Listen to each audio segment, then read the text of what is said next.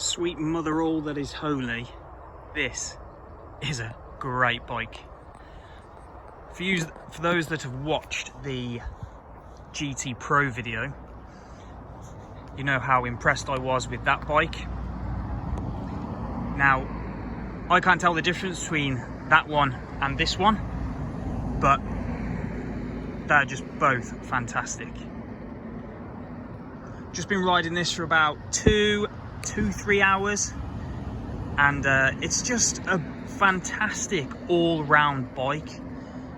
There's just plenty of power, and the handling is just, it's just sublime. It just sort of goes round itself. You don't even really have to think about it. I could not recommend this bike anymore. I just think it is that good.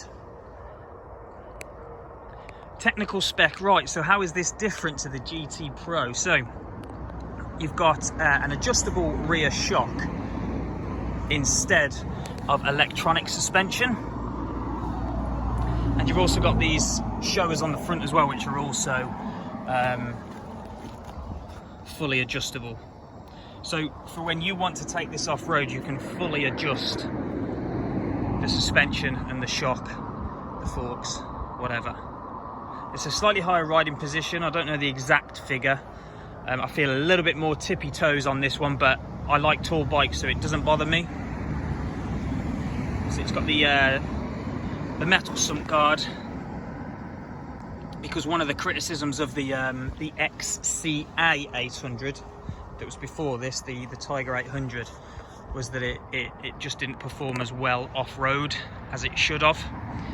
And what Triumph have done here is rectified that with, well, with the engine. Obviously, I'm not going to go into that again. There's plenty of videos out there to talk about why they've changed the engine, but also the adjustment on the rear shock and the adjustment on the front forks. This is the black colour. I'm not sure the exact name of that colour, but there's a couple of victims on the front there and on the handguards. Again, same dash, rider modes. You've got your off-road Pro, so your GT Pro won't have that rider mode.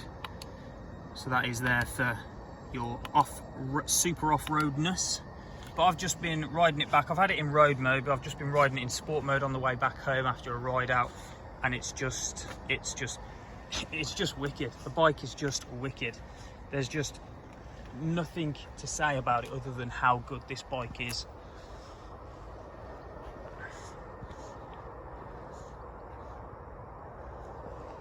I mean, the styling of it, I like as well. I think that's great. I think it looks like a great bike, but you just can't take anything away from the brakes, the suspension, the handling, the performance. There's more than enough performance there. Like I think I said in my last video, if manufacturers are making these sorts of bikes at a 900 range, there's just going to be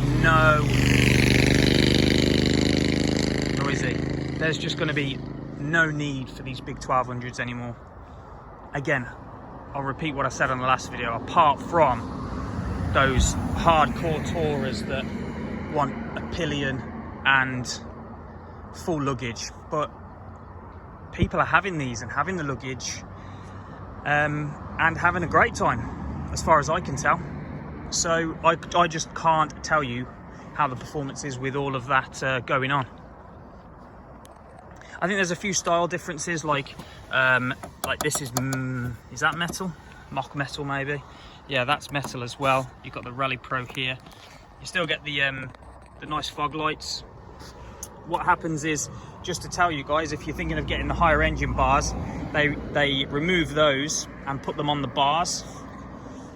There's a removal kit, or a removal kit for it. But heated pillion seat, heated rider seat.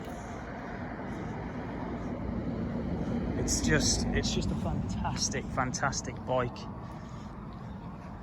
And again, old mirrors.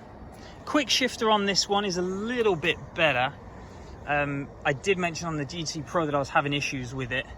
I think that particular bike had a bit of a dodgy one, but also, again, I got told that I was using it wrong. So it's not a quick shifter, it's shift assist. So it's to assist you shifting up. So when you're gunning it, it doesn't perform as well as if you're, I don't know, pootling along, let's say. If I own this, would I take it off-road? I think I'd give it a go, especially after what Triumph have said. I'd definitely give it a go.